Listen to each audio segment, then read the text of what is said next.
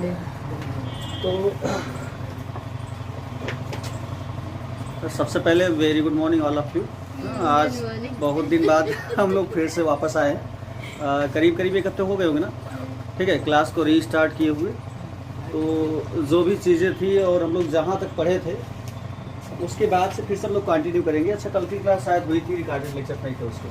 तो आज हम लोग पढ़ेंगे इस क्लास में बर्नौली की विभिन्न ऊर्जाएं, प्रवाहित द्रव की,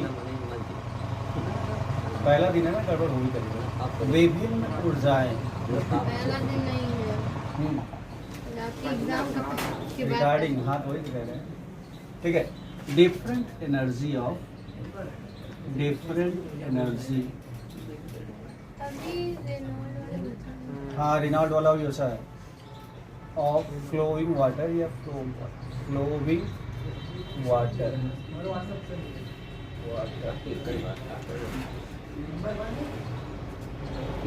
ठीक है,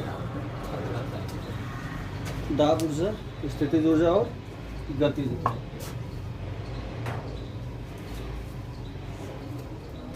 हो गया। प्रवाहित द्रव की विभिन्न ऊर्जाएं। तो जब कोई द्रव, लिक्विड कहीं भी प्रवाहित हो रहा होता है तो उस लिक्विड में 3 प्रकार की ऊर्जाएं होती हैं, ठीक है। तो इन तीनों प्रकार की ऊर्जाओं को हम लोग डिस्कस करेंगे। तो सबसे पहली जो ऊर्जा होती है वो होती है दाब ऊर्जा, दाब ऊर्जा, ठीक है, यानी प्रेशर एनर्जी। लिखते जाइएगा आप लोग, समझते जाइएगा। Yes sir, no problem. Pressure energy,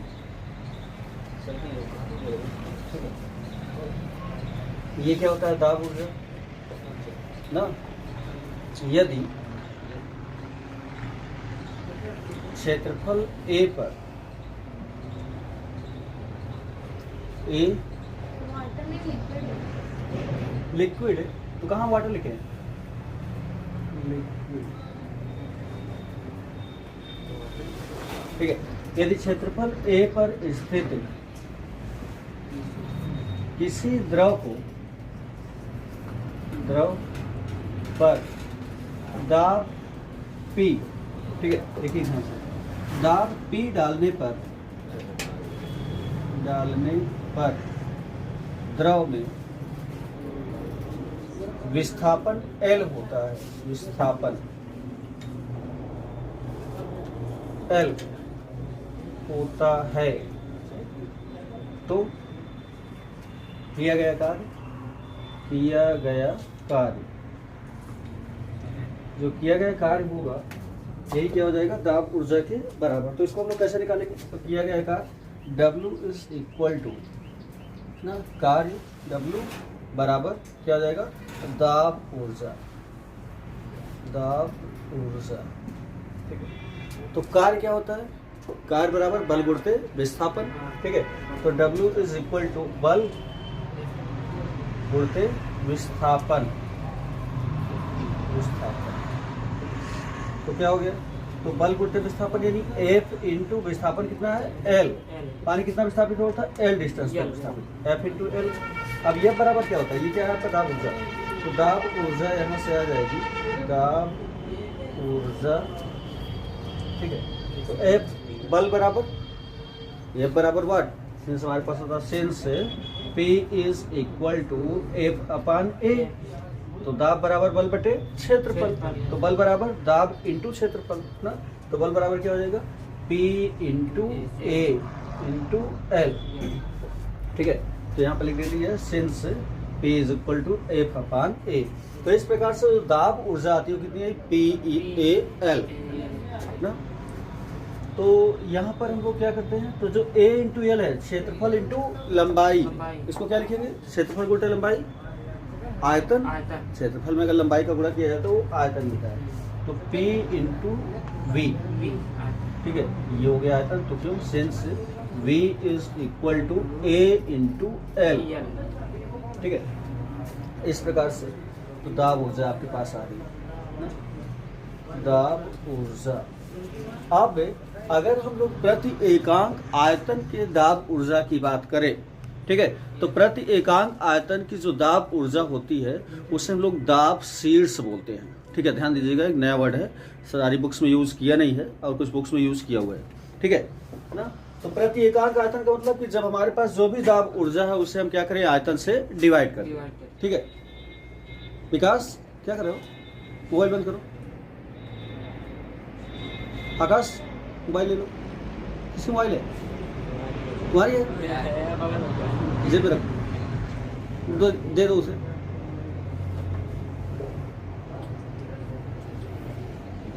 ठीक है, तो क्या हो जाएगा, दाब ऊर्जा इतना आ गया।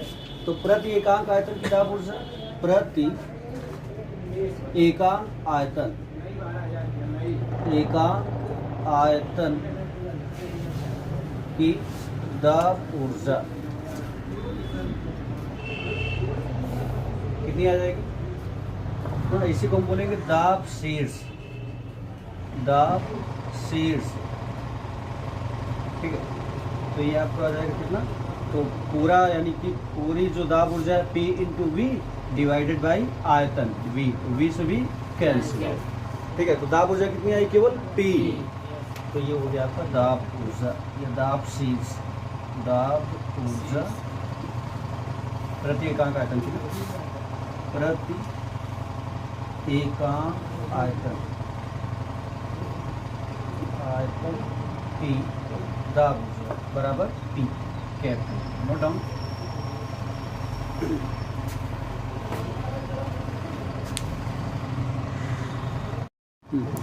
दूसरी ऊर्जा की, जो दूसरे प्रकार की ऊर्जा उसकी हम लोग बात करेंगे, तो ये कौन सी होती है आपकी, गतिज ऊर्जा, गतिज ऊर्जा, ठीक है। काइनेटिक एनर्जी हम लोग जानते ही हैं, काइनेटिक एनर्जी,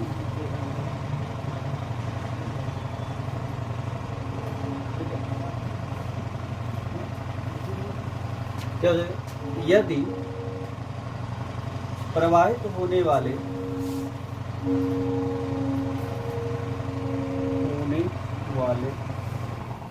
द्रव का द्रव्यमान m, द्रव का द्रव्यमान m व वेग v हो, व वेग v, ठीक है। तो द्रव की गतिज ऊर्जा, गतिज ऊर्जा कितनी आ जाएगी, तो K is equal to half of M V square, ये होती है, ठीक है। अतः क्या हो जाएगा, प्रति एकांक आयतन की गतिज ऊर्जा, प्रति एकांक आयतन की गतिज ऊर्जा, आयतन की गतिज ऊर्जा, ठीक है। प्रति एकांक आयतन की जो गतिज ऊर्जा होगी उसे हम लोग वेग शीर्ष बोलते हैं, ठीक है। ये कितना हो जाएगा, गतिज ऊर्जा ये होता है आपका कितना, तो टोटल कितना है 1/2 m इंटू वी स्क्वायर, और इसे हमें क्या करना है, पूरे आयतन से डिवाइड करना है, तो डिवाइडेड बाई कैपिटल V ना, प्रति एकांक आयतन गतिज ऊर्जा बराबर इतना हो जाएगा आपका, सामने लिख दो एकदम से, ठीक है, is equal to 1/2 m into V square divided by capital V, ठीक। तो इस प्रकार से ये कितना आ गया, तो ये आ गया आपके पास 1/2, ध्यान से देखना, m अपान कैपिटल V, ठीक है, ये कैपिटल V है, m upon capital V into small v का स्क्वायर, ठीक है। तो द्रव्यमान बटे आयतन क्या लिख सकते हैं यहाँ पे, द्रव्यमान बटे आयतन को रो लिख सकते हैं हम, ठीक है, घनत्व, क्योंकि हमारे पास क्या होता है, द्रव्यमान बराबर आयतन गुणित घनत्व, तो m is equal to rho into V, ठीक है। तो v को जब डिवाइड कर देंगे तो m upon v is equal to क्या बचेगा, रो, ठीक है। तो द्रव्यमान बटे आयतन की जगह पर वो क्या लिख सकते हैं, रो। तो इस प्रकार से जो प्रति एकांक आयतन की गतिज ऊर्जा है ना, कितनी आ जाएगी, ये आ जाएगी half of rho into V का स्क्वायर, नोट डाउन। प्रति एकांक आयतन की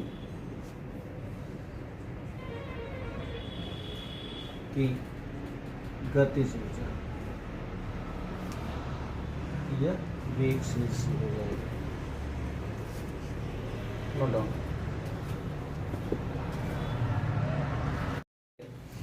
तो तीसरे पॉइंट पे हम लोग डिस्कस करेंगे गुरुत्वीय ऊर्जा के बारे में, या गुरुत्वीय स्थितिज ऊर्जा, या केवल आप स्थितिज ऊर्जा बोलो तो स्थितिज ऊर्जा, स्थितिज ऊर्जा।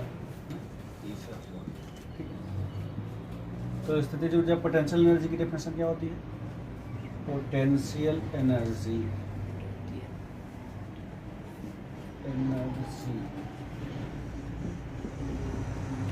तो इसमें क्या होता है? तो यदि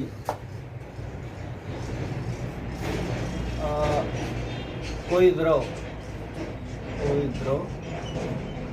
पृथ्वी तल से h ऊंचाई पर, पृथ्वी तल से स्मॉल h ऊंचाई पर स्थित हो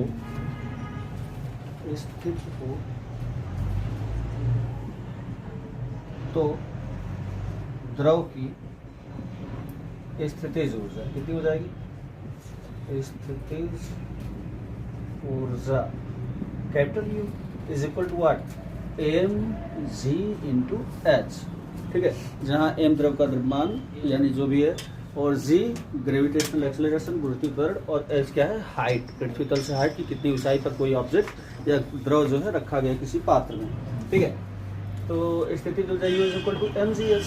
जैसे झरने से जल आ रहा होता है नीचे, तो उसमें बहुत ज़्यादा एनर्जी होती है। ठीक है, कौन सी एनर्जी? स्थितिज ऊर्जा, क्योंकि इतनी ऊंचाई से गिर रहा होता है। अब चूंकि उसमें वेग होता है, तो वेग होने के कारण उसमें गतिज ऊर्जा भी होती है। ठीक है ना, तो U is equal to mgs। अतः क्या करेंगे हम लोग? प्रति एकांक आयतन, अतः प्रति एकांक आयतन की स्थितिज ऊर्जा ना, स्थितिज ऊर्जा कितनी हो जाएगी? टोटल स्थितिज ऊर्जा डिवाइडेड बाय टोटल आयतन। ठीक है, तो mgs डिवाइडेड बाय v, और फिर से वही ना, m/v को क्या लिखेंगे? रो m/v इंटू gh।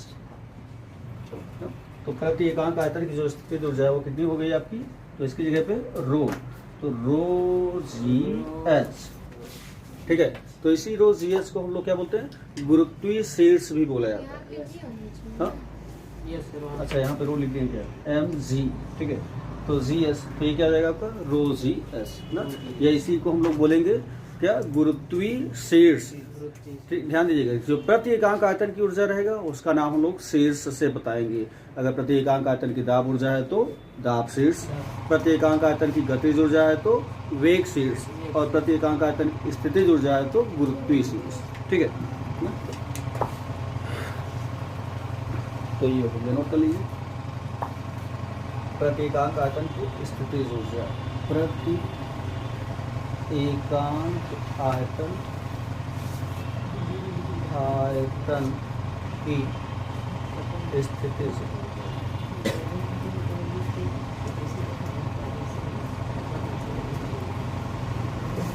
रो जी एच रख कर दें।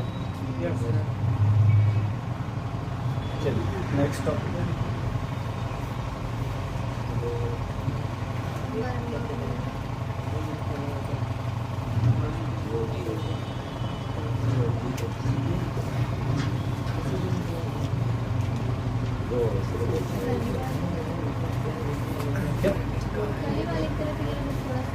कली वाली तरफ वही वाला फिगर बना दे।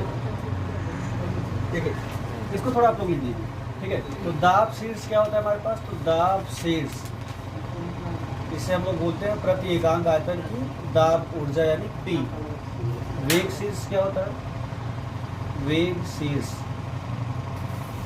एक लाइन और लिख दो, प्रति एकांक आयतन की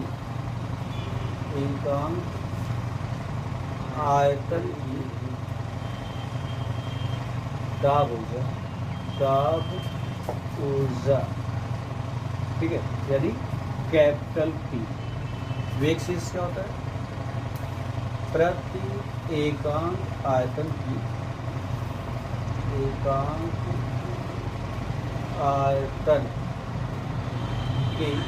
गतिज ऊर्जा, ऊर्जा। और ये कितनी आई थी हमारे पास? ये आई थी half of rho into V square, ठीक है। और तीसरी जो होती है गुरुत्वीय शीर्ष, गुरुत्वीय शीर्ष, ये क्या होता है? प्रति एकांक आयतन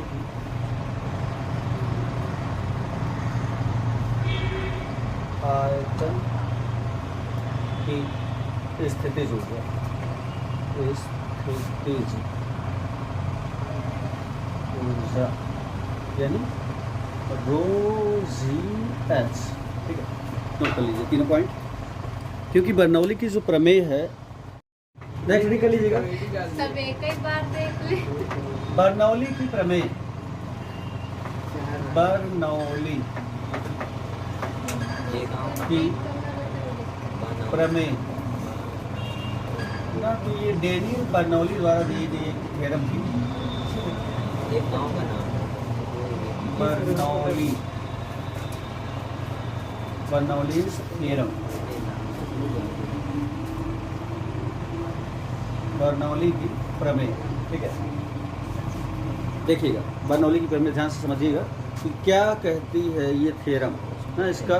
तो सबसे पहले हम लोग क्या करेंगे, इसके स्टेटमेंट को लिखेंगे, कथन, कथन स्टेटमेंट,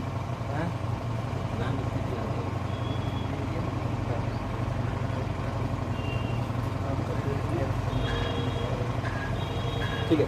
क्या होती है बर्नौली की? तो बर्नौली की प्रमेय कहती है कि यदि कोई, ध्यान से समझिएगा, असंपीडी और अश्यान द्रव ना, जो भी हम द्रव लेंगे तो उसमें ये दो क्वालिटीज जरूर होनी चाहिए, एक असंपीडिता और एक अश्यानता। यानी कि द्रव को कितना भी हम लोग संपीडित करें, उसमें संपीडित करने पर उसमें कोई किसी भी प्रकार की संपीडितता हो ही ना, शून्य संपीडी हो। और दूसरा अश्यान हो, अश्यान मतलब जब द्रव की विभिन्न परतों के बीच सापेक्षिक गति हो तो उनके बीच ऐसा कोई श्यान बल ना कार्य करे जो उनके बीच होने वाली सापेक्षिक गति का विरोध करे, ठीक है। तो अगर किसी द्रव में ये दोनों क्वालिटीज़ हैं तो उस द्रव को हम लोग क्या बोलेंगे? अश्यान द्रव, ठीक है ना। और दूसरा नाम क्या दिए थे हम लोग? आदर्श द्रव। स्टार्टिंग में हम लोग पढ़े थे, अगर किसी द्रव में दो क्वालिटीज रहेंगी तो उस द्रव को हम लोग आदर्श द्रव बोलेंगे। तो बर्नौली की थ्योरम बताती है कि अगर कोई असंपीडी और अश्यान द्रव ना, मार खाओगे भी, ये लड़की हंसा रही, पता नहीं क्या है, ठीक है। तो जब कोई असंपीडी और अश्यान द्रव ना किसी स्थान पर धारा रेखी प्रवाह में प्रवाहित हो रहा हो, ये भी इंपॉर्टेंट कंसीडर है, मतलब कि एक तरीके से कंडीशन है कि क्या क्या चीज़ें होनी चाहिए कि द्रव को असंपीडी होना चाहिए, अश्यान होना चाहिए और प्रवाह कैसा होना चाहिए? धारा रेखी प्रवाह। तीनों कंडीशंस फॉलो हो जाएंगी तब जाकर बर्नौली की थ्योरम जो है वहाँ पे काम करेगी। कभी कभी आप देखिए टाइप क्वेश्चन पूछ लेता है कि एक नदी में जो जल का प्रवाह इस प्रकार से है तो क्या बर्नौली की थ्योरम वहाँ पे वैलिड है? नहीं, ठीक है। मतलब जिस प्रकार से भी हो, नदी में कुल मिलाकर बर्नौली की थ्योरम जो है वो वैलिड ही नहीं होगी, ठीक है। क्योंकि नदी में जो प्रवाह होता है वो धारा रेखी नहीं रहता, प्रक्षुब्ध प्रवाह रहता है, बाउंडर जैसे, या तो हर तरीके से जो लहरें हैं लंबी लंबी बड़ी बड़ी लहरें उठती रहती हैं, तो वहाँ पर बर्नौली का थ्योरम नहीं लगेगा, ठीक है। तो स्टेटमेंट पे आप लिख दीजिए ना, तो क्या होता है? जब कोई, लिखते जाइएगा, असंपीड व अश्यान द्रव किसी स्थान पर, किसी नली में जरूरी है, ठीक है, किसी स्थान पर धारा रेखी प्रवाह में, धारा रेखी प्रवाह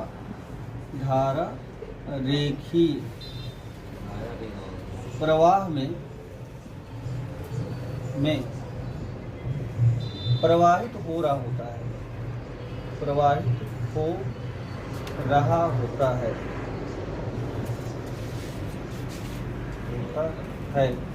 तो क्या हो जाएगा? तो उस स्थान पर प्रत्येक बिंदु पर, अगर हम कोई नली लेते हैं तो उस नली के प्रत्येक बिंदु, ठीक है, तो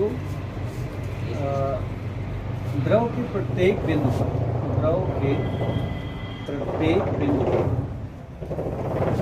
बिंदु ना स्थित प्रति एकांक आयतन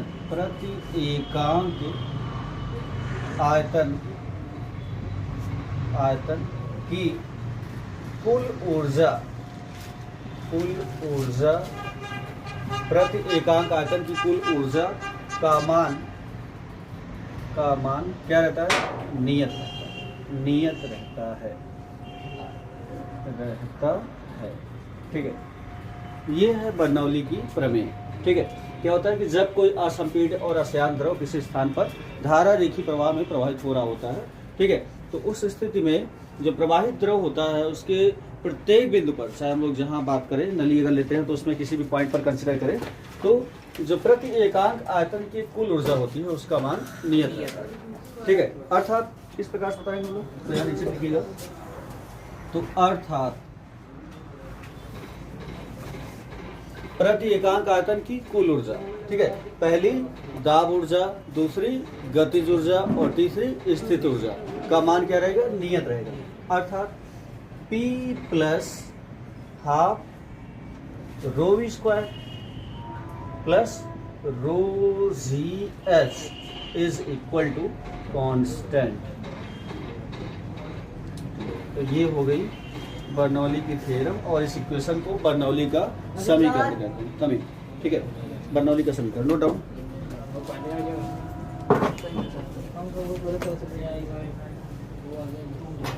मार्ग के प्रत्येक बिंदु पर स्थान प्रत्येक बिंदु पर, यहाँ पर द्रव की जगह पर मार्ग लिख दीजिएगा। मार्ग के प्रत्येक बिंदु पर, जहाँ द्रव लिखे थे उसको कट करके मार्ग लिखना है। ठीक है,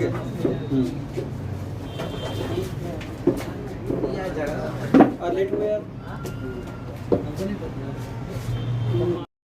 ठीक है, तो इसको समझना है बर्नौली की थ्योरम में। तो इसमें हम लोग ये कह रहे हैं कि स्टेटमेंट जो है बर्नौली की थ्योरम ये बताती है कि अगर हम लोग कंसिडर करते हैं कि ये क्या है, नली है, किसी प्रकार की नाली है ना, इसमें जो जल है वो धारा रेखी प्रवाह में अगर प्रवाहित हो रहा है, ठीक है, तो इस नली के प्रत्येक बिंदु पर हम कहीं भी चेक करें, आप यहाँ पे point A, B, C, D कहीं पे भी कंसिडर कर लेते हो, ठीक है, हम लोग कहीं पर भी चेक करेंगे तो प्रति एकांक आयतन की जो कुल ऊर्जा है, टोटल एनर्जी, ठीक है, कुल ऊर्जा में हम लोग जब बात करेंगे तो प्रति एकांक आयतन की दाब ऊर्जा, प्रति एकांक आयतन की गतिज ऊर्जा और प्रति एकांक आयतन की स्थितिज ऊर्जा, ठीक है, तो टोटल एनर्जी का जो मान रहेगा वो किसी भी बिंदु पर, मार्ग के किसी भी बिंदु पर ना, इसलिए यहाँ पे पॉइंट आउट किया गया है कि मार्ग, ठीक है, क्या रहेगा? कांस्टेंट रहेगा। अब कांस्टेंट रहने का क्या मतलब, या तो यहाँ से थोड़ा हम लोग तर्क निकालने की कोशिश करते हैं। बड़ा ही इंपॉर्टेंट कंसेप्ट है बर्नौली की थ्योरम जो हम लोग कर रहे हैं, उसको देखिएगा ध्यान से। ठीक है, तो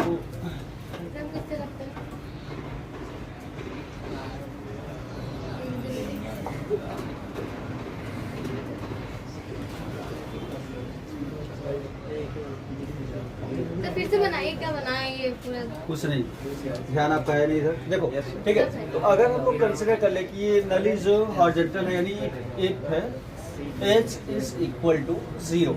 यहाँ से देखिए, जब H को 0 कर देंगे तो ये वाला टर्म गायब हो जाएगा, 0 हो जाएगा। तो यानी P plus half of rho into V square is equal to constant. ध्यान से समझना बहुत अच्छे से, ठीक है ना। अगर जो नली है वो क्या रहेगी, हॉरिजॉन्टल रहेगी, क्षैतिज रहेगी, तो H बराबर 0 हो जाएगा, तो ये कांस्टेंट रहेगा।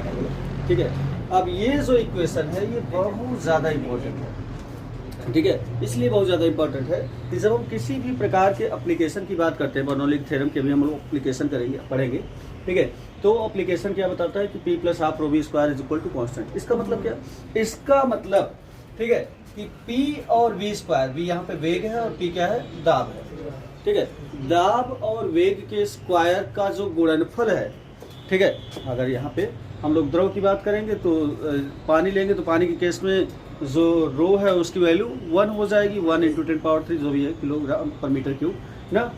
तो होता है क्या है कि ये थ्योरम बस इतना बताती है, इसका जो फिजिकल सिग्निफिकेंस हम लोग देख रहे हैं, भौतिक महत्व बर्नौली की प्रमेय का भौतिक महत्व क्या है। तो इसका भौतिक महत्व ये है कि नली के या तो किसी भी पाइप टाइप का कुछ हम लोग लिए हैं, तो उसके प्रत्येक बिंदु पर कहीं भी तो दाब और जो वेग है ना, उनका योग एक नियतांक होता है। इसका क्या मतलब?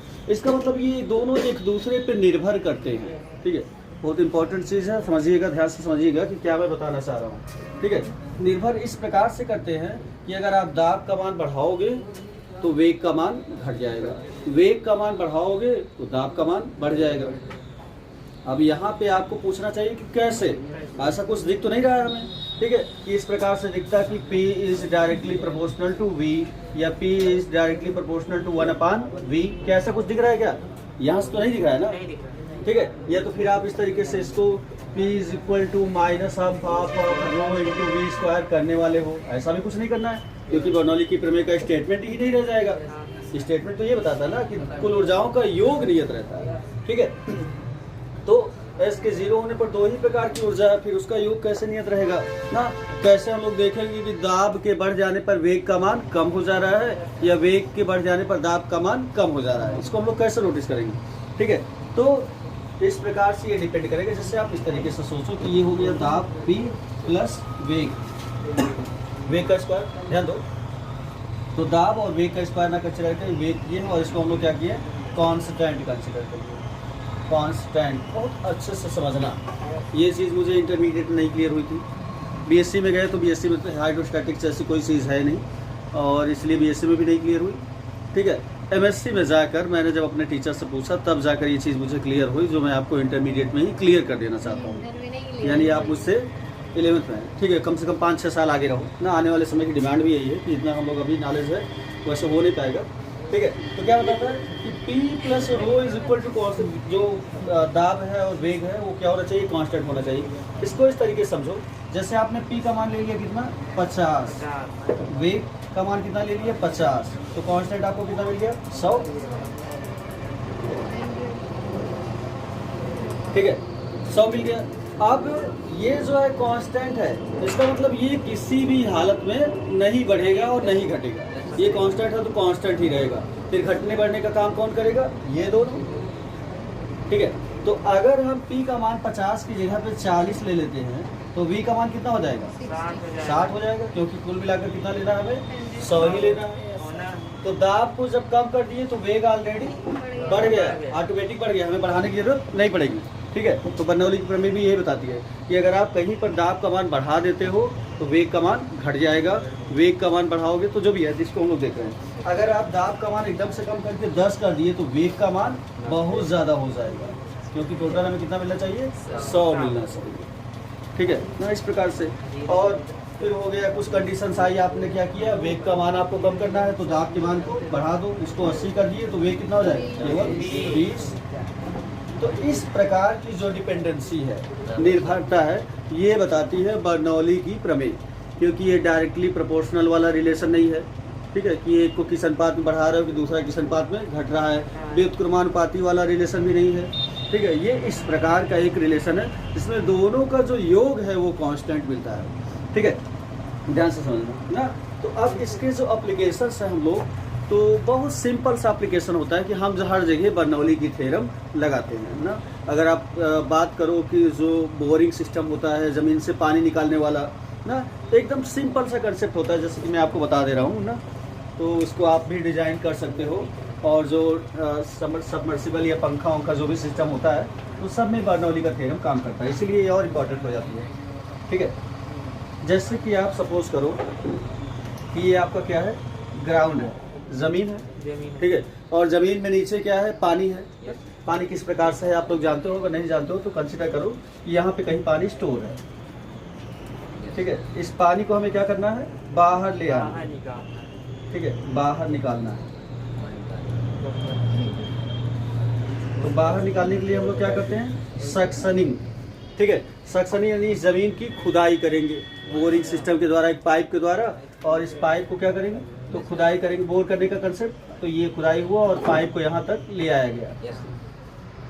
ठीक है, अब पाइप को यहाँ पर ले आया गया तो इसमें इस तरीके से सुरंग बन गई पूरी। ठीक ठीक है। अब ये पानी ऊपर जाएगा कैसे? तो पानी को ऊपर जाने के लिए हम लोग क्या करते हैं कि यहाँ पर कुछ करना नहीं, एक सिंपल सा कंसेप्ट है, ध्यान देखना ना। तो यहाँ पे केवल क्या किया जाता है, एक पंखा लगा दिया जाता है, ठीक है। और उस पंखे को बहुत तेजी से घुमाया जाता है। इंजन जो होते हैं सब क्या करते हैं, पंखे को घुमाने का कार्य करते हैं। अगर आप किसी भी इंजन में से पंखे को निकाल लो तो क्या करेगा, क्या वो इंजन रह जाएगा? नहीं। अभी यहाँ देखो हमारे यहाँ एक इंजन रखा है, इसमें अगर जो जनरेटर अल्टरनेटर लगा, अल्टरनेटर की जगह पे पंखा लगा देंगे तो पानी खींचने का काम करने लगेगा, ठीक है। इंजन एक ही है, उसका काम हम लोग अलग अलग तरीके से ले रहे हैं, ठीक है। तो काम है इस पंखे को घुमाना। इस पंखे को आप चाहे जिस विधि से घुमा पाओ, अगर साइकिल से घुमा दोगे तो साइकिल से भी आपका पानी देने लगेगा, नो प्रॉब्लम, ठीक है। दो पहिया से घुमा दो, दो पहिया से देने लगेगा। ट्रैक्टर से घुमा दो, ट्रैक्टर से, किसी भी तरीके से। कुल मिलाकर आपको क्या करना है कि यहाँ पर जो पंखा लगा हुआ है, बड़ा भारी सा पंखा वजन वाला रहता है, ठीक है। तो क्या करना है, केवल इस पंखे को घुमाना है। अब कैसे घुमाना है वो आप जानो। और ये पूरा क्या होता है, क्लोज होता है, बंद होता है, ठीक है। और फिर यही से एक क्या करते हैं, पाइप लगा देते हैं दूसरा, हाँ, पंखे से कनेक्ट करके ये आगे होता है उसके, ठीक है। तो अभी जब आप देखोगे ना इंजन तो सब समझ में आ जाएगा, एकदम से बेसिक प्रिंसिपल क्या है। तो जब ये बहुत तेजी से घूमेगा, ठीक है, ध्यान दीजिएगा ना, जब ये बहुत तेजी से पंखा घूमेगा तो यहाँ पर वेग का मान जो है बहुत ज्यादा बढ़ जाएगा, क्योंकि जो पंखा घूमता है तो उसमें 1500 आरपीएम के आसपास मशीन की होती है। आरपीएम मतलब रोटेशंस पर मिनट, एक मिनट में, ठीक है, आरपीएम होता है आरपीएम, ठीक है, रोटेशंस पर मिनट, यानी एक मिनट में लगाए गए चक्करों की संख्या, ठीक है। तो जो छोटी सी मशीन होती है उसमें उसका आरपीएम कितना रहता है, 1500, ठीक है, आरपीएम ना। तो आरपीएम का मतलब कि एक मिनट में ये 1500 चक्कर लगाता है। तो सोचो कितना तेजी से घूमता होगा। ये छोटी मशीन की मैं बात कर रहा हूँ। और बड़ी मशीन है जो हार्स पावर रहता है, तो हार्स पावर कम ज़्यादा, ठीक है। तो और बड़ी मशीन है तो उसका आरपीएम और ज़्यादा होता होगा, हो सकता है 2000 आरपीएम के आसपास हो। तो इतना तेजी से जब वो वेग उसका हो जाएगा तो ये क्या करेगा, इस पूरी जगह पे, इस जगह पे दाब बिल्कुल घट जाएगा, ठीक है। और जब पानी के ऊपर से वायुमंडलीय दाब हटा दिया जाता है तो पानी क्या करता है, ऊपर जाने लगता है। पानी की प्रकृति होती है, ठीक है, सिंपल सी प्रकृति ना। अगर पृथ्वी पर वायुमंडल, यहाँ पर जीवन एग्जिस्ट कर रहा है तो सिर्फ और सिर्फ वायुमंडल की उपस्थिति के कारण, ठीक है। अगर वायुमंडल गायब हो जाए तो पृथ्वी का जितना पानी है, ठीक है, वो कुछ ही घंटों में यहाँ से उड़ जाएगा, चला जाएगा, ठीक है, पलायन कर जाएगा। और यहाँ पर भी जीवन की एग्जिस्टेंस समाप्त, खत्म, ठीक है। सब किसी के ऊपर हुआ, क्योंकि हमारे ऊपर ऑलरेडी 1 मीट्रिक टन का वायुमंडलीय दाब काम कर रहा है। और जब ये दाब रह ही नहीं जाएगा तो हम लोग क्या करेंगे, पलायन कर जाएंगे, ठीक है ना। तो पलायन कर जाएंगे तो इस ग्रह को छोड़कर कहीं और चले जाएंगे। तो जैसे अदर जगहों पे जीवन एग्जिस्टेंस नहीं है, वैसे पृथ्वी पर भी नहीं रहेगा। तो पृथ्वी पर है क्योंकि पृथ्वी पर वायु का मंडल है, ठीक है। तो ना इस प्रकार से तो क्या होगा, जैसे ही यहाँ पे वेग तेज कर दिए तो यहाँ पे दाब का मान क्या हो गया, कम हो गया। तो प्रेशर जब एकदम से कम हो गया तो पानी यहाँ से क्या किया, ऊपर चढ़ना स्टार्ट कर दिया, ठीक है। और बहुत तेजी से पानी ऊपर चढ़ेगा और फिर उसके बाद इस पाइप से बाहर आ गया। अब आप लोग देखते होंगे कि छोटे छोटे बच्चे जो होते हैं मोटर लगाकर ना बैटरी से बना देते हैं, तो बैटरी से भी काम करती है। तो किसी भी तरीके से काम करेगा ना। आप भी अपने घर में ये चीज़ें बना सकते हो, लेकिन बस आपके पास सुविधाएं होनी चाहिए कि मोटर मिल जाए अच्छा खासा। जितनी बड़ी मोटर रहेगी उतना ज़्यादा पानी देगा, ठीक है ना। कूलर की मोटर होती है वो भी काम करती है, वो भी तो काम करती है, सब, ठीक है। तो सब काम करती है। तो ये बेसिक कंसेप्ट होता है जो पानी निकालने का ना, किस तरीके से काम करता है, बर्नौली की प्रमेय पर ना। तो यहाँ पर वेग बहुत ज़्यादा कर दिया जाता है तो दाब का मान कम हो जाता है और पानी निकल जाता है, ठीक है। यहाँ पे जो पानी भरा है, ध्यान दीजिएगा, इसमें अगर हम लोग इस तरीके से पूरा कंसिडर कर ले रहे हैं तो पानी भरा है और पानी जो है क्या कर रहा है, ऊपर जा नहीं रहा है। तो क्यों नहीं जा रहा है, क्योंकि इस पे वायुमंडलीय दाब जो है वो कॉन्स्टेंटली वर्क कर रहा है। ये क्या है, वायुमंडल का दाब। और किसी प्रकार से अगर हम क्या करें, वायुमंडल के दाब को हटा दें, ठीक है, तो तुरंत पानी ऊपर जाने लगेगा ना। पानी की पूरी प्रकृति ही चेंज हो जाएगी ना, यानी ऊपर से नीचे गिरने के बजाय नीचे से ऊपर जाने लगेगा ना।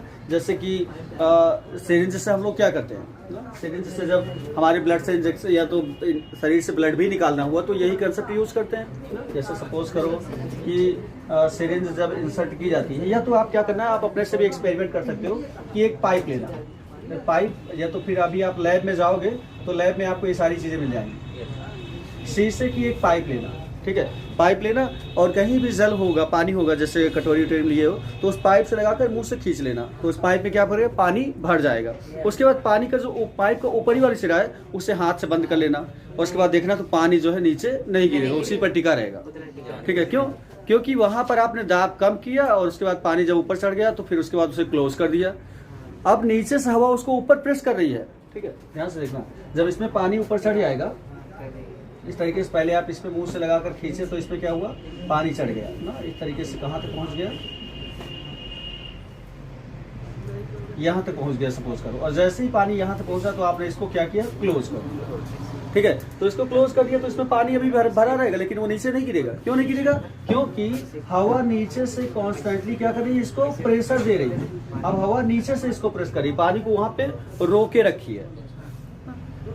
लेकिन ये भी कुछ लिमिट तक ही है, मतलब कि पतली नली में आप कर सकते हो, लेकिन बहुत बड़ी नली हो तो उसमें ये कंसेप्ट आप यूज नहीं कर सकते, ठीक है। क्यों? क्योंकि पतली नली अगर बहुत ज्यादा बड़ी है तो पानी का द्रव्यमान इतना ज्यादा हो जाएगा कि वो अंडर ग्रेविटी आ जाएगा, mgs लग जाएगा उसमें ज्यादा, ठीक है, तो उधर से चला आएगा। और कम पानी है अगर तो उस तरीके, देखो तो यहाँ पर हम लोग क्या करने वाले हैं, बर्नौली की थ्योरम को प्रूव करने वाले हैं, ठीक है। आपके सिलेबस में अगर एग्जाम होता है तो एग्जाम में होने के कुछ चांसेस दिख रहे हैं। हाँ, होगा। आप लोग का अप्रैल में कब से? हाँ तो ठीक है, अच्छे से जाओगे, खत्म हो जाएगा, ठीक है। तो जो भी होता है ना, एग्जाम में आता है आपके बर्नौली की थ्योरम को प्रूव करने के लिए। तो क्या होता है, हम लोग कंसिडर कर लेते हैं कि हमारे पास असमान परिच्छेद वाली एक नली है ना, ये हो गई असमान परिच्छेद वाली नली। असमान परिच्छेद मतलब एक तरफ मोटी है और एक तरफ सीधी नहीं, हाँ नहीं, एकदम से हॉरिजॉन्टल मत लेना, ठीक है, क्योंकि इसकी हाइट जो है हम अलग अलग कंसिडर किए, ठीक है। तो ये असमान परिच्छेद वाली एक नली है और यहाँ पे इसका क्षेत्रफल अलग है, A1 कंसिडर कर लेते हैं, और दूसरे तरफ दूसरा सिरा जो है इसका तो उसका क्षेत्रफल अलग है, हम लोग A2 कंसिडर कर लेंगे, ठीक है। आप लोग बनाते रहो, हाँ ठीक है। तो मान लेते हैं नली के इस सिरे का नाम हम लोग X दे देते हैं और इस सिरे का नाम Y, ठीक है। और हम लोग कंसिडर कर लेते हैं कि इन सिरों की जो पृथ्वी की तरफ से हाइट है वो अलग अलग है। पहले सिरे की हाइट कितनी है, H1, और दूसरे सिरे की हाइट कितनी है, H2। ध्यान से देखना, H2, तो H1 H2 ना। उसके बाद यहाँ पर हम लोग मान लेते हैं कि जो क्षेत्रफल है, ठीक है, क्षेत्रफल कितना है, A1, तो क्षेत्रफल A1 हो गया ना। और जो जल है, जल पहले दिखा दो कि जल क्या है, धारा रेखी प्रवाह में प्रवाहित हो रहा है इस प्रकार से।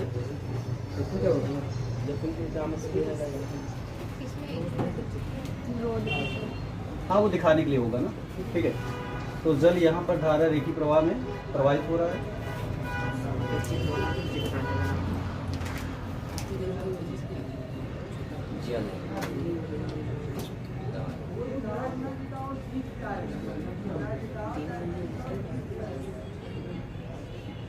और तेजस हाँ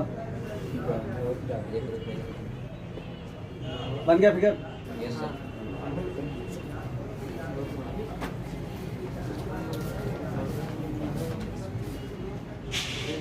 गाना कौन बजा रहा है? पड़ोसी से। पड़ोसी कौन बजाएगा सर? आपका पता। पट्टेदार की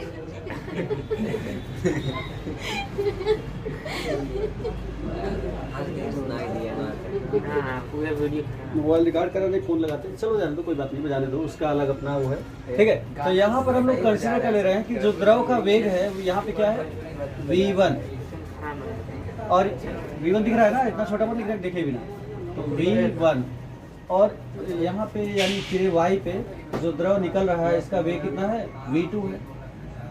ऐसा हमने V1 V2 छोटा बड़ा क्यों बनाया है, यहाँ पे V1 छोटा है, यहाँ पे V2 बड़ा है, क्योंकि नली पतली है तो वहाँ पर वेग ज़्यादा होगा, नली की चौड़ाई जहाँ ज़्यादा है वहाँ पर वेग कम होगा, ठीक है। तो ये हम लोग कहाँ से देखते हैं, ये कहाँ से देखते हैं कि चौड़ाई ज़्यादा है तो वेग कम होगा, चौड़ाई कम है तो वेग ज़्यादा होगा। कहाँ से देखते हैं, कौन से प्रमेय से, अविरतता के सिद्धांत से, A1 V1 = A2 V2, ठीक है। हाँ तो क्या हुआ, उसमें कंसेप्ट तो सारे लगेंगे ना, ठीक है। तो जो भी चीजें, जो भी हम लोग फिगर यहाँ पे बनाए हैं, फिगराइज किए, तो उसको हम लोग क्या करते हैं, लिख लेते हैं। माना एक्स वाई एक असमान परिच्छेद वाली, असमान लिखते जाइएगा, असमान परिच्छेद वाली एक नली है, ठीक है, एक्स ऐसे सर बना जैसे काट नली है, जिसकी जिस पूरी साफ कर दिए। माना एक्स सिरे, या नली के एक्स सिरे, नली के एक्स सिरे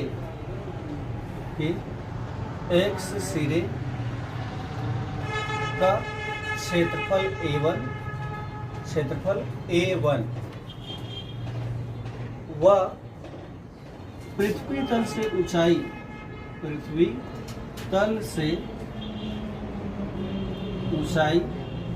कितनी है, ऊंचाई H1 है, ठीक है। तथा वाई सिरे का क्षेत्रफल A2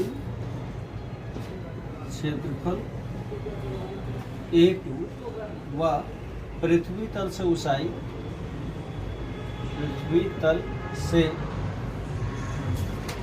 कितनी है, S2। Full stop. माना सिरे एक्स व वाई पर द्रव के प्रवाह का वेग क्रमशः V1 व V2 है, ठीक है। तथा और क्या हम लोग कंसिडर कर लेते हैं, तथा A1 is greater than A1 का मान A2 से बड़ा है। तो अब क्या होगा कि जब द्रव यहाँ से प्रवेश करेगा तो इधर दूसरी तरफ से बाहर आएगा, और 1 सेकंड में जितना द्रव इधर प्रवेश करेगा उतना ही द्रव इधर से बाहर निकलेगा, ठीक है। बाकी तो छोटा है। हाँ क्या हो जाएगा, मतलब जो छोटा है तो बड़ा। क्या V1 छोटा बड़ा क्यों है, यहाँ पर द्रव का जो प्रवाह है उसका वेग कम होगा, यहाँ पर ज्यादा होगा, तो इसीलिए V2 एक साथ मतलब ना निकलेगा, जितना इधर से प्रवेश करेगा उतना ही निकलेगा, उसका वेग ज्यादा रहेगा तो ज्यादा तेजी से निकलेगा ना, तो ये है ना, वेग बढ़ जाएगा, ठीक है। तो क्या हो जाएगा, चूंकि देखिएगा ध्यान से, चूंकि 1 सेकंड में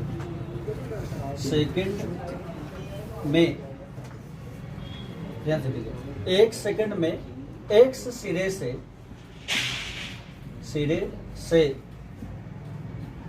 प्रवेश करने वाला, सिरे में प्रवेश करने वाला द्रव कितना V1 दूरी तय करता है, कल इस चीज की हम लोग बात किए थे ना, दूरी तय करता है,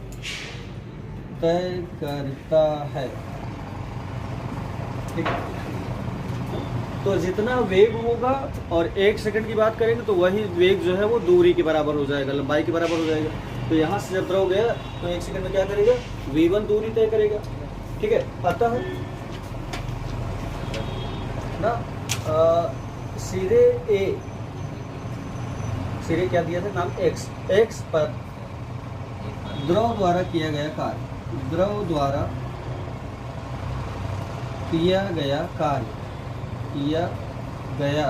कार्य कितना हो जाएगा, तो कार्य जब हम लोग निकालेंगे तो ये हो जाएगा इज इक्वल टू, कार्य बराबर बल गुणित विस्थापन, ठीक है। तो 1 इंटू विस्थापन कितना है, V1 दूरी, तो V1 और बल बराबर दाब गुणित क्षेत्रफल, तो दाब कितना है P1, यहाँ पर दाब नहीं दिखा है क्या, दाब क्या होगा यहाँ पे, यहाँ क्षेत्रफल आप A1 कंसिडर कर लो, तो ये क्षेत्रफल हो गया आपका, ठीक है।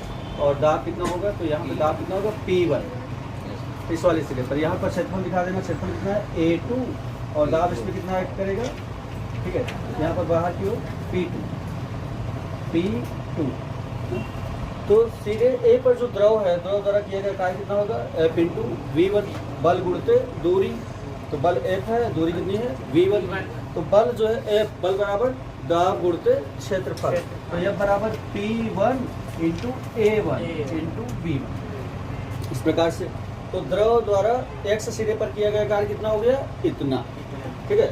इसी प्रकार सिमिलरली, इसी प्रकार नहीं आ रहा होगा ना, आ रहा है, इधर कर लेते हैं ना, इधर। इसी प्रकार क्या हो जाएगा, y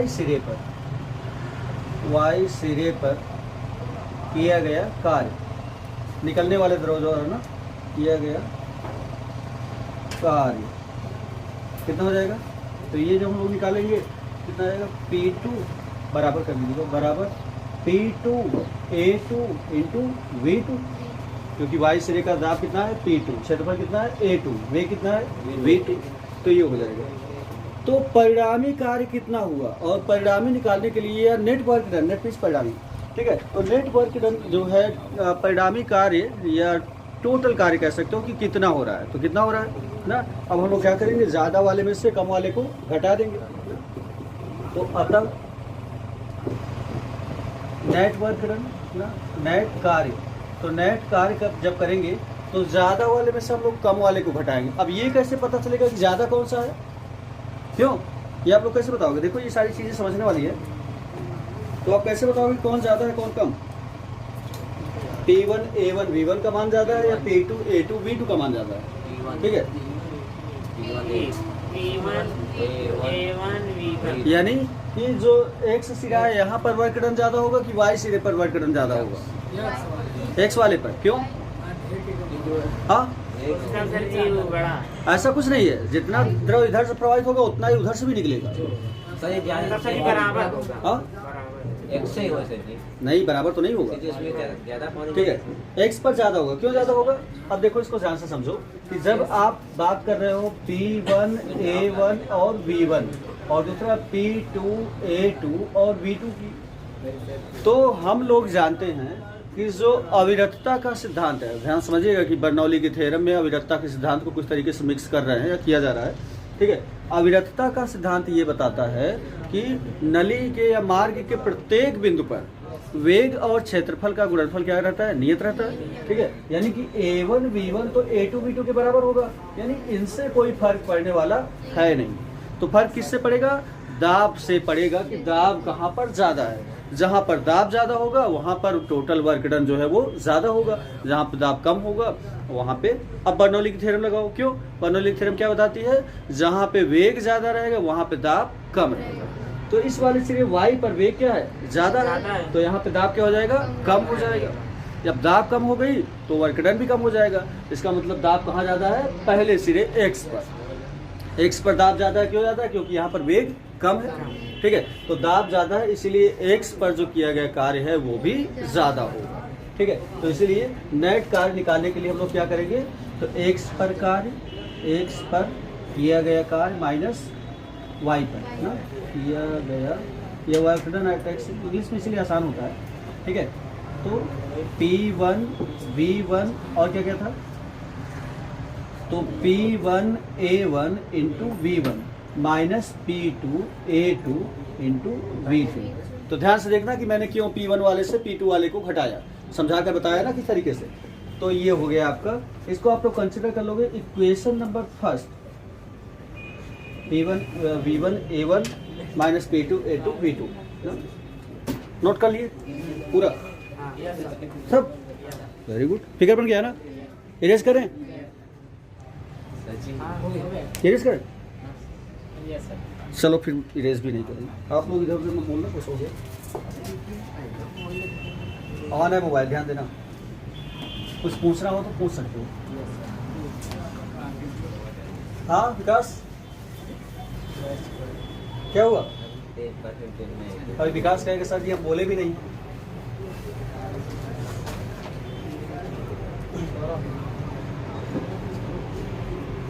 देखिएगा इसके आगे हम लोग करते हैं। तो हमें जो नेटवर्क है ना, नेटवर्क फिर नेटवर्क होता है। नेट नहीं होता, इंग्लिश में होता है, हिंदी में नहीं। ठीक है, नेट कार्य जो है वो हमें कितना मिला है? वो मिला है P1A1 into V1 minus P2A2 into V2। ध्यान से देखिएगा, ठीक है। बट क्या होता है? According to principle of continuity, यह अविरतता के सिद्धांत से, ठीक है, principle of continuity, principle of continuity, अविरतता का सिद्धांत, ठीक है, कॉन्टिन्यूटी क्या कहता है? A1V1 is equal to what? A2V2, A2V2 is equal to constant ना, कि A1V1 का मान जो है A2V2 के मान के बराबर है। और ये है क्या? A1V1 आयतन है, क्षेत्रफल में लंबाई का गुणा किया जा रहा, तो ये क्या हो गया? आयतन। और आयतन बराबर कितना होता है? द्रव्यमान बटे, और होता है। सब आप भूल जाते हो। फॉर्मूला क्या होता है? द्रव्यमान बराबर आयतन गुणते घनत्व। ठीक है, तो आयतन बराबर क्या आ जाएगा? इधर से निकल आएगा। तो V जिसका दिया हो क्या? A1V1 is equal to A2V2। इसके जब हम कितना रखेंगे? M अपान रो। तो M अपान रो। तो A1V1 और A2V2 की जगह हम क्या लिख सकते हैं? M अपान रो। कहाँ से लिखे? अविरतता के सिद्धांत से, यूजिंग प्रिंसिपल ऑफ कॉन्टिन्यूटी। कपड़ा कहाँ गया? देखिएगा, तो इसको जो हम लोग क्या करेंगे? क्वेश्चन 1 में पुट करेंगे। तो क्वेश्चन 1 ऊपर आपको दिया है, तो putting in equation 1, putting in equation 1, equation 1 में जब पुट करोगे तो क्या मिलेगा? तो नेट कार्य कितना मिल गया? ये सबसे इंपॉर्टेंट है कि नेट कार्य कैसे फाइंड किया जाए। तो नेट कार्य आपको मिल जाएगा A1V1 A2V2 की जगह पे M अपान रो, इसमें भी M अपान रो, इसमें भी M अपान रो, क्या हो जाएगा? कॉमन हो जाएगा। तो जब कॉमन हो जाएगा तो आपके पास बचेगा तो P1 इंटू M अपान rho minus P2 into M अपान रो। इस प्रकार से M अपान रो कॉमन हो गया, तो P1 minus P2 into M अपान रो। ये हो गया आपका इक्वेशन नंबर 2। तो नेटवर्क डन मिल गया, ठीक है। चलिए, जब हम लोग नेटवर्क डन फाइंड कर लिए तो अब हम लोग बात करते हैं कि जो एक्स सिरा है वहां पर द्रव की गतिज ऊर्जा कितनी होगी, वाई सिरे पर द्रव की गतिज ऊर्जा कितनी होगी, क्या गतिज ऊर्जा में कमी होगी या वृद्धि होगी, इन सब चीजों की बात कर लेते हैं, ठीक है। तो क्या हो जाएगा? तो नली के एक्स सिरे पर, नली के एक्स सिरे पर गतिज ऊर्जा, गतिज ऊर्जा कितनी हो जाएगी? K1 is equal to what? K1 is equal to half M into V1 का स्क्वायर। द्रव्यमान दोनों में सेम रहेगा, जितना द्रव्यमान इधर से आएगा उतना उधर से बाहर निकलेगा, ठीक है। Y सिरे पर, Y सिरे पर गतिज ऊर्जा, गतिज ऊर्जा। अब ये आप लोग आगे इसके बताओगे, ध्यान देना। तो K2, तो K2 is equal to what? Half of M into V2 का स्क्वायर, ठीक है। तो अब गतिज ऊर्जा में वृद्धि होगी कि कमी होगी? जब पानी यहाँ से निकलकर यहाँ पर आएगा तो उसकी गतिज ऊर्जा x पे ज्यादा होगी कि y पे ज्यादा होगी? आप लोग इतना ही, y पे क्यों ज्यादा होगी? क्या कम है? वेग ज्यादा है, वेग ज्यादा, ठीक है, क्योंकि गतिज ऊर्जा जो है वो कुल मिलाकर वेग पर डिपेंड करेगी। क्या बताया आप? दाब ज्यादा है। उधर दाब कम है, ठीक है, क्योंकि यहाँ पे क्षेत्रफल कम है और इसलिए यहाँ पे वेग ज्यादा रहेगा। दाब कम है इसलिए वेग ज्यादा। हाँ, ठीक है, हाँ, उस अपने हिसाब से आप लोग जो समझ रहे हो समझ लो, खेल रहा है क्या कर रहा है, ठीक है।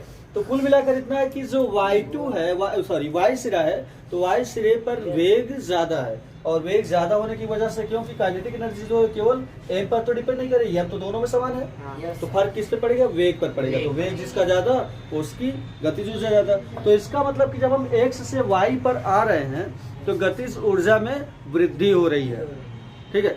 पहले X पर गतिज ऊर्जा कम थी, Y पर गतिज ऊर्जा ज्यादा हो गई। तो वृद्धि हम लोग कैसे निकालेंगे? वृद्धि निकालने के लिए कैसे वृद्धि निकालते हैं? आपके पास 10 रुपए थे, शेयर मार्केट में लगा दिए, 10 रुपए बढ़कर 100 रुपए हो गया, तो कितने की वृद्धि हुई? अरे 10 रुपए थे 100 हो गए तो वृद्धि कितने की हुई? 90 रुपए की। 90 रुपए की वृद्धि हुई ना, तो कैसे निकाले? 100 माइनस 10 यानी अंतिम माइनस प्रारंभिक। ठीक है, तो वृद्धि निकालने के लिए हम लोग क्या करते हैं? अंतिम माइनस प्रारंभिक।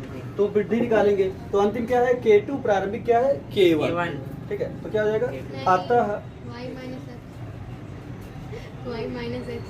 ठीक है, अतः द्रव की गतिज ऊर्जा में वृद्धि, गतिज ऊर्जा में वृद्धि, वृद्धि कितनी हो जाएगी? तो ये हो जाएगी delta K is equal to K2 minus K1, वृद्धि के लिए अंतिम माइनस प्रारंभिक। तो K2 कितनी है? Half of m into V2 का square minus half of m into V1 का स्क्वायर। तो ये कितना हो गया? 1/2m, नहीं इतना ही, नो प्रॉब्लम। ठीक है, तो ये गतिज ऊर्जा में वृद्धि आ गई। इसको हम लोग कंसिडर कर लेंगे डेल्टा K, इसको इक्वेशन नंबर 3 हो गया। नोट हो गया? नोट कर लीजिए। हाँ, अरे तो काहे परेशान हो बेमतलब का, करवा हम पागल हो गए क्या? ठीक है, तो जब गतिज ऊर्जा में हम लोग वृद्धि देखिए तो delta K is equal to हमें मिला 1/2m V2 का square minus 1/2m into V1 का स्क्वायर। इसको हम लोगों ने इक्वेशन कौन सा कंसिडर किया? 3, थर्ड। ठीक है, तो इसे थर्ड इक्वेशन कंसिडर किया हम लोगों ने। अच्छा, जब गतिज ऊर्जा में हम लोग वृद्धि निकालिए तो फिर अब हम लोग स्थितिज ऊर्जा की बात करेंगे। तो x पर स्थितिज ऊर्जा क्या हो जाएगी और y पर स्थितिज ऊर्जा क्या होगी? ठीक है, क्या हो जाएगा? तो x सिरे पर या सिरे x पर, सिरे x पर स्थितिज ऊर्जा, स्थितिज ऊर्जा कितनी हो जाएगी? तो U1 इज इक्वल टू स्थितिज ऊर्जा का फॉर्मूला क्या होता है? mgh, एच की जगह पे H1, क्योंकि यहाँ पे हाइट कितनी है? H1 है। M तो सेम है, G भी सेम रहेगा। ठीक है, हाइट H1 और Y पर, सीधे Y पर स्थितिज ऊर्जा, स्थितिज ऊर्जा ठीक है कितनी हो जाएगी? U2, तो U2 is equal to mgh2, ये हो गया। अब ये चीज आप बताइए कि जब हम x से y पर आ रहे हैं तो स्थितिज ऊर्जा का मान बढ़ेगा या घटेगा? कम हो जाएगा। क्यों कम हो जाएगा? क्या कम है? पागल होगल हो क्या? यहाँ पे जो लिखा है उसको तो देखा करो। स्थितिज ऊर्जा ठीक है, चलो। तो स्थितिज ऊर्जा जो है पोटेंशियल एनर्जी किस पे डिपेंड करेगी? m पर तो डिपेंड नहीं करेगी, क्योंकि m का मान दोनों जगह सेम है। केवल हाइट पे डिपेंड करेगी, g पर भी डिपेंड करेगी। तो जहाँ पे हाइट ज्यादा है वहाँ पे स्थितिज ऊर्जा ज्यादा है, जहाँ पे हाइट कम है वहाँ पे स्थितिज ऊर्जा कम है। ठीक है, तो हाइट कहाँ पे ज्यादा है? x पर। तो x पर स्थितिज ऊर्जा ज्यादा होगी, y पर स्थितिज ऊर्जा कम हो जाएगी।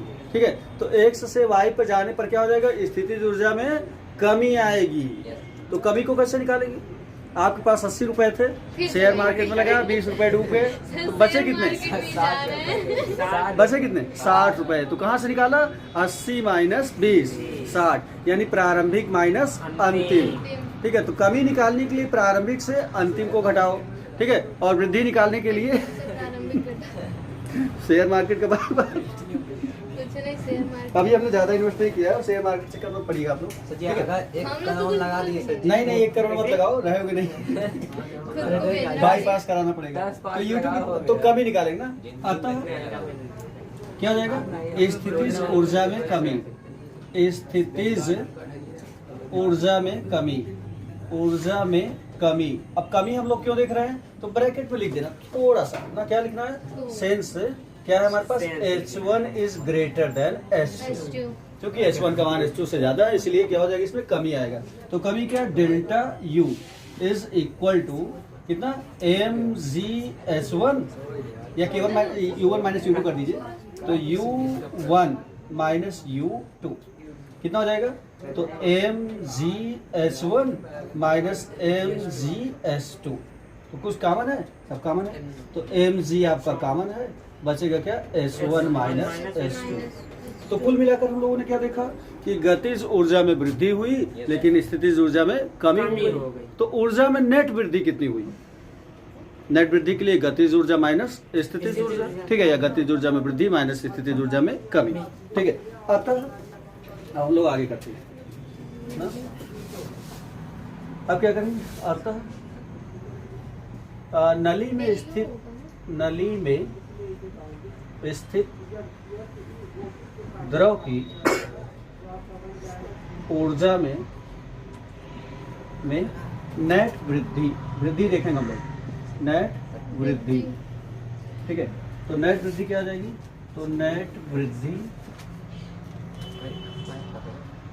तो ये बराबर हो जाएगा गतिज ऊर्जा में वृद्धि, गतिज ऊर्जा में वृद्धि और माइनस स्थितिज ऊर्जा में कमी, स्थितिज ऊर्जा में कमी क्या हुआ पीछे पड़ गया वो ना? तो गतिज ऊर्जा में वृद्धि कितनी आई थी? डेल्टा के और माइनस इसमें स्थिति ऊर्जा में कमी डेल्टा यू ना, तो ये आपका डेल्टा ई हो जाएगा टोटल एनर्जी। तो ये हो गया आपका, इरेज करें अब इसको, अभी जल्दी कीजिए। अच्छा चलो पूरा भी अगर पढ़ाई से हटे ना होते तो उठता ना। ध्यान दो, ठीक है। तो हम लोग क्या देखें कि गतिज ऊर्जा में जो कुल ऊर्जा में वृद्धि मिली हमें, तो delta E is equal to delta K minus delta U. ध्यान से देखिएगा, तो डेल्टा के का मान कितना आया था? डेल्टा के का मान हमें मिला था 1/2 m इंटू v2 का square minus 1/2 m into v1 का स्क्वायर माइनस डेल्टा यू का क्या मिला था? ध्यान से समझना, mgh1 माइनस h2। क्लियर है ना? एकदम से इसमें क्वाइट क्लियर है ना? तो ये कितना हो जाएगा? तो 1/2 m v2 का स्क्वायर चलो माइनस 1/2 m इंटू v1 का स्क्वायर, माइनस में देखना ध्यान से, mgh1 और माइनस माइनस प्लस mgh2, सही है, ठीक है। तो ऊर्जा में नेट वृद्धि ये हो गया इक्वेशन नंबर 4, और ऊर्जा में यह नेट वृद्धि किए गए कार्य के बराबर है, ठीक है ना? तो क्या हो जाएगा? तो ऊर्जा में यह नेट वृद्धि किए गए कार्य के बराबर, किए गए कार्य के बराबर होगी, और किया गया कार्य कितना मिला था हमें? वो मिला था, ठीक है।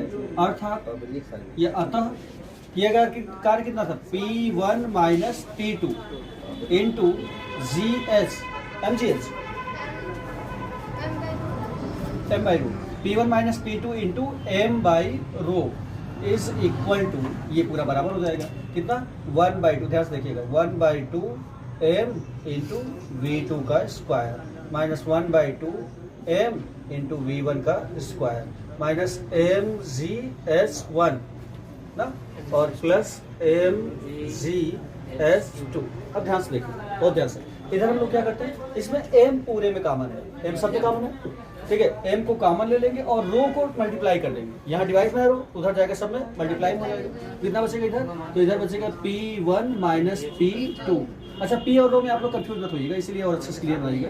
तो ये आपका P1 minus P2, P1 minus P2 is equal to क्या हो जाएगा?